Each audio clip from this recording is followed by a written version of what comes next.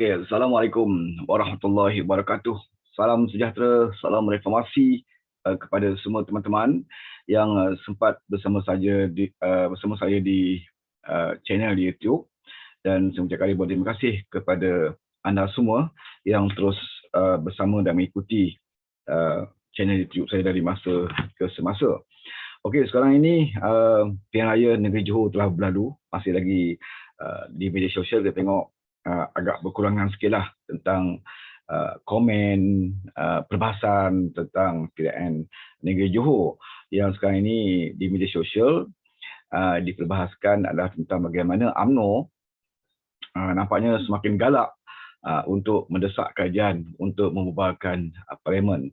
Seperti mana kenyataan Najib bahawa kalau nak menyerang musuh, hendaklah serang di waktu musuh tengah lemah.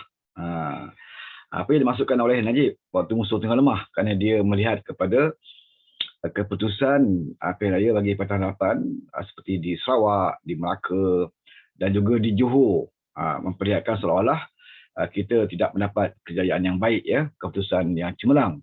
Maka pada pemikiran Najib bahawa inilah sebaik-baiknya waktu untuk mengadakan pilihan raya. Kebetulan juga dalam masa yang sama Parti Keadilan akan menghadapi pemilihan, dan sekarang ini telah pun bermula kempen yang agak panas juga di media sosial bagi pemilihan parti. Begitu juga difahamkan DAP juga ada pemilihan kalau tak salah saya. Jadi dua parti yang besar di dalam Pakatan Harapan ini sedang menghadapi pemilihan parti masing-masing, dan Najib berpandangan bahawa inilah waktu yang paling sesuai untuk mereka mengadakan pilihan raya umum. Ya, ini yang disebut oleh Najib. Tapi bagi kita yang tahu tentang strategi UMNO ini, yang sebenarnya dia nak mengadakan pilihan raya bukan kerana parti-parti Pakatan Harapan dilihat sedang berada dalam keadaan lemah. Ya. Dia mendesak ini sebelum pilihan raya Johor pun. Awal lagi kita dengar desakan-desakan itu dibuat untuk mengadakan pilihan raya umum. Kerana bagi Najib, pilihan raya umum itu penting untuk menentukan masa depan dia. Itu yang sebenarnya. Dia nak mengadakan pilihan raya dengan pilihan raya umum itu dengan segera, kerana itulah jalan yang terbaik, jalan yang paling mudah untuk dia melepaskan diri dia. Dan juga termasuk dengan Zaid Hamidi. Ya, kerana dia tahu dia tinggal lagi beberapa langkah saja lagi untuk pergi ke Sungai Buloh. Ya. Atas banyak-banyak pertuduhan, ya, dan dia pun telah boleh dipati bersalah, dipenjarakan 12 tahun, dan sekarang ini di peringkat rayuan. Maka inilah salah satu cara bagi Najib, termasuk juga Zahid yang akan dibicarakan, ya, untuk mereka mendapatkan kuasa di Putrajaya untuk mereka membebaskan diri mereka daripada kes-kes mahkamah. Ini yang sebenarnya. Selain daripada itu, mereka nak bubar Parlimen segera dalam keadaan Zaid Hamidi itu masih lagi menjadi Presiden UMNO. Ini yang penting. Ini yang penting. Kerana kalau mahkamah memutuskan Zaid bersalah contohnya, maka Zaid akan hilang kedudukan, kelayakan dia sebagai Presiden UMNO. Ya, sudah semestinya Ismail Sabri akan mendapat peluang yang baiklah, ya, untuk mengisi kekosongan jawatan Presiden UMNO itu, kerana Ismail Sabri masih lagi Perdana Menteri. Ya, sekarang ini Perdana Menteri. Sudah pastinya Perdana Menteri mempunyai advantage lah, ya, kelebihan untuk mendapat jawatan Presiden UMNO sekiranya Zaid Hamidi itu tidak lagi layak untuk memegang jawatan Presiden UMNO. Oleh kerana itulah Zahid dan juga Najib bersungguh-sungguh untuk mendesak supaya PRU itu diadakan, kerana dalam keadaan dia Presiden UMNO, dia boleh tanda tangan watikah calon. Watikah calon UMNO ini ditandatangani oleh Presiden. Jadi Presiden boleh menentukan siapa yang boleh bertanding, siapa yang tidak boleh bertanding. Ya. Dan pada saya, kalau ini berlaku, PRU itu berlaku, Zaid Hamidi akan menentukan calon. Beberapa calon yang pro kepada Ismail Sabri, beberapa calon yang pro kepada Perikatan, kepada Bersatu, akan dicantas oleh Zaid Hamidi. Silap-silap Ismail Sabri yang sekarang ini menjadi Perdana Menteri, bila dibubar Parlimen, silap-silap Ismail Sabri pun, ya, tidak akan diberikan watikah untuk bertanding atas tiket UMNO, ya. Dan Zahid dan juga Najib boleh mengatur orang-orang dia untuk menduduki untuk bertanding dalam pilihan raya.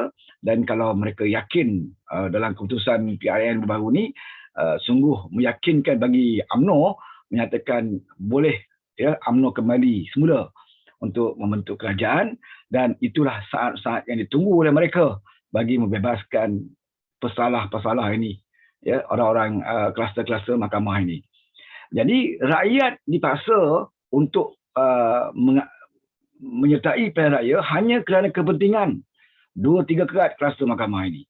Jadi bagi saya, bagi rakyat yang cerdik, kita harus menilai apa keperluannya untuk mengadakan pilihan raya dalam keadaan sekarang ini. Setelah kita mengalami pilihan raya di Sarawak, di Melaka yang sengaja diadakan, di Johor juga sengaja diadakan hanya untuk melepaskan nafsu rakus beberapa kerat pimpinan UMNO, maka rakyat terpaksa disusahkan. Sebab itu kita lihat di Johor 52% undian pengundi-pengundi yang mengundi amat rendah sama sekali, dan ia tak menggambarkan keseluruhan kehendak rakyat Johor itu. Oleh kerana itu, bagi UMNO dalam keadaan sedemikian, mereka juga boleh menggunakan kaedah yang sama dalam PKP sekarang ini. Mereka boleh mengadakan pilihan raya umum supaya tidak ada lagi amalan demokrasi yang adil berlaku dalam pilihan raya, dan mereka boleh mencapai kemenangan dengan mudah. Ini yang sebenarnya. Dan bagi saya, pemilihan Parti Keadilan, saya tidak melihat ianya sebagai satu perpecahan di dalam parti. Waktu ini kita lihat kempen-kempen telah bermula, walaupun jawatan yang penting yang selalu diperbahaskan di media sosial, iaitu jawatan timbalan presiden yang sekarang ini kosong, dan calon yang pertama menyatakan secara resmi untuk bertanding jawatan itu adalah saudara Rafizi Ramli.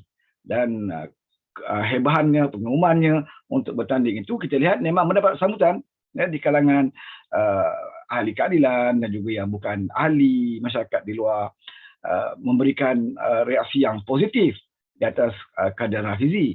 Dan bagi saya, setakat ini tunggal, Rafizi Ramli yang salah satu calon tunggal yang menyatakan hasratnya untuk bertanding, walaupun saya telah pun menyatakan beberapa alasan saudara Rafizi untuk bertanding itu. Pada saya alasan sekadar alasan yang boleh kita perbahaskan sebenarnya. Tapi itu tidak penting dan bukan tujuan saya untuk membahaskan alasan-alasan beliau. Beliau boleh menyatakan beribu alasan untuk beliau kembali kepada parti setelah 2 tahun lebih kurang beliau menyepikan diri. Saya nak sebut di sini hanyalah untuk menyatakan berlakulah apa pun pertandingan di dalam parti ini, sama ada 2 penjuru ataupun 3 penjuru, difahamkan Farhas pun kan nak tawarkan diri untuk bertanding, ataupun sesiapa saja yang akan menyatakan hasrat mereka untuk bertanding jawatan ini dalam Parti Keadilan. Ianya diada-alukan kerana konsep demokrasi Parti Keadilan itu sentiasa terbuka luas untuk sesiapa saja bertanding. Dan sejarah pemilihan Parti Keadilan, kalau kita lihat sejarah sebelum ini, semuanya berjalan dengan baik. Waktu kempen memang ada kepanasan dia, memang ada nampak macam parti ini seperti mempunyai masalah, perpecahan dan sebagainya dalam suasana kempen. Sebelum ini pun macam itulah.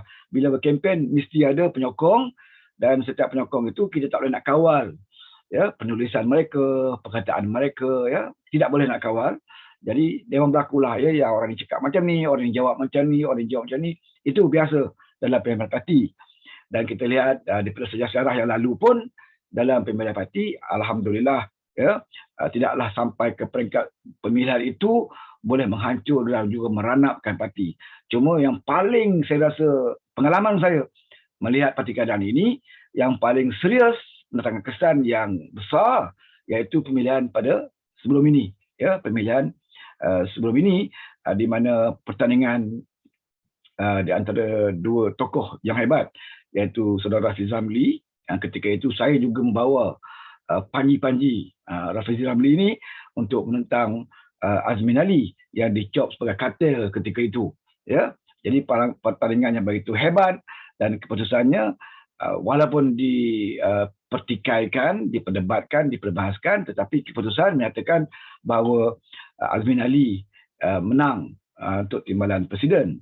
Dan kita menyangkakan selepas pertandingan itu ianya seperti biasa, ianya akan menyatukan parti, tapi malangnya Azmin walaupun dia menang tetapi dia cuba untuk nak mengawal parti, dia cuba untuk menunjukkan kekuatannya dalam parti, membentuk kabilah-kabilahnya dan akhirnya sikapnya yang tidak menghormati parti dan juga presiden sehingga ke peringkat mensabotaj kongres parti yang diadakan di Melaka,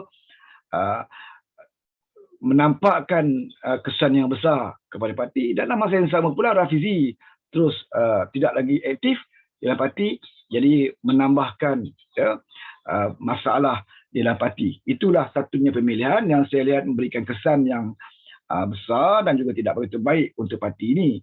Dan pada kali ini saya yakin bahawa jika pertandingan ini dijalankan secara adil dan kita membuat pilihan dengan tepat, dan saya rasa peristiwa sebelum ini tak mungkin akan berlaku kerana saya percaya kepada kematangan calon-calon yang bertanding. Setakat ini Rafizi kemungkinan bertemu dengan Farhaj yang disebut-sebutlah, ya, ataupun Saifuddin ataupun ada orang lain lagi yang juga berminat bertanding. Pada saya ini tokoh-tokoh yang saya rasa tidaklah seteruk ya Azmin Ali. Kalau mereka tewas pun saya rasa tidaklah sampai menghancurkan parti. Jadi keputusan daripada pemilihan yang akan datang ini ianya bergantung kepada kita, bukan kepada calon-calon saja, ianya bergantung juga kepada kita penyokong-penyokong. Ya, siapa pun yang kita nak sokong, apabila telah pun diputuskan pemenangnya, kita harus akur. Ya, sebagaimana saya juga dulu pun saya membawa tim bersama dengan tim Rafizi, ya, berusaha sebaik mungkin untuk memenangkan beliau dan akhirnya beliau tewas. Dan saya tidak ada masalah, ya, dan kita akur dengan keputusan dan kita menganggap bahawa Azmin adalah timbalan presiden. Walaupun kita pertikaikan banyak perkara, apatah lagi dengan sistem waktu itu, sistem yang baru perkenalkan, dengan cara mengundi online, ya, menggunakan tab dan sebagainya, boleh dimanipulasikan dan saya yakin ianya berlaku. Walaupun agak sukar untuk kita buktikan, tetapi ada kemungkinan berlaku penipuan dan sebagainya, tetapi keputusan tetap keputusan. Ya, dan kita pun terima bahawa Azmin adalah timbalan presiden. Walaupun kita terima beliau, tapi beliau sendiri bersikap, beliau sendiri bersikap untuk tidak menerima keputusan itu sepenuhnya, bahkan beliau menjadikan kemenangannya sebagai satu peluang untuk beliau menunjukkan lagi kuasanya nak mengawal parti, tidak lagi menghormati parti, menghormati presiden dan sebagainya. Dan banyak kata-katanya yang dilihat amat bertentangan dengan parti dan juga seolah-olah merendah-rendahkan presiden parti. Itu sikap Azmin, walaupun menang tetapi masih lagi terpendam, terbuku dalam jiwanya, ya, dendamnya kepada musuh-musuh politik beliau. Sebab itu apabila Rafizi tewas, Datuk Seri Anwar Ibrahim sedar bahawa Rafizi adalah seorang tokoh muda yang patut diberi peluang, memberikan ideanya, maka Datuk Seri Anwar Ibrahim menawarkannya sebagai jawatan naib presiden yang dilantik, ya, walaupun tewas. Dan apabila Datuk Seri Anwar Ibrahim melantik Rafizi sebagai naib presiden, orang yang paling kuat membantah ketika itu adalah Azmin Ali dan juga Zuraidah. Ya, dia mempertikaikan bagaimana Rafizi dah tewas tetapi masih lagi diberi peluang berada dalam tampuk kepimpinan parti. Ini menunjukkan bahawa Datuk Seri Anwar Ibrahim tidak meminggirkan Rafizi, bahkan beliau menghargai anak muda ini agar dia berada dalam tampuk kepimpinan parti, agar dia dapat memberikan, ya, buah fikirannya. Ya. Namun agak malang apabila Rafizi tidak menerima jawatan yang diberikan, dan saya difahamkan beliau menolaknya dan menyebabkan beliau tidak dapat hadir dalam meeting-meeting yang penting, dan beliau juga tidak dapat menyatakan pandangan dan sebagainya, kecuali pandangan-pandangan yang mungkin secara peribadi dengan Datuk Seri Anwar Ibrahim, mungkin dari penulisannya, kritikannya. Dan saya rasa kalau kita memberikan pandangan secara demikian agak sukar, ya, untuk parti menimbang ya, berbanding daripada kita memberikan pandangan, kritikan di dalam dalam parti itu sendiri, ya, dalam mesyuarat parti dan sebagainya. Jadi bagi saya peluang itu telah pun dilepaskan oleh saudara Hafizi, dan ini menyebabkan kita lihat parti agak tempang ya, bila Presiden Timbalan selepas itu pula mengkhianati kita dengan keluar dari parti ya. Kemudian dengan beberapa sebahagian daripada ahli Majlis Pimpinan Pusat MPP yang juga di kalangan kartel juga turut mengkhianati parti dan keluar dari parti, maka berlakulah kelompongannya di situ. Jadi Datuk Seri Anwar Ibrahim bertindak bijak kerana beliau merasakan untuk kita berdepan dengan satu peperangan yang lebih besar, iaitu PRU yang ke-15, kita perlu mempersiapkan bala tentera kita dengan jeneral-jeneral yang mencukupi, dan kelompongan-kelompongan ini harus diisi. Timbalan ini harus diisi, naib presiden harus diisi, dan beberapa orang Majlis Pimpinan Pusat juga harus diisi. Sebab itulah pemilihan parti itu diadakan sebelum PRU yang ke-15. Ya. Kalau bagi mana-mana parti, kita rasa banyak parti yang takkan bersedia mengadakan pemilihan parti sebelum PRU kerana mungkin mendatangkan perpecahan parti dan sebagainya.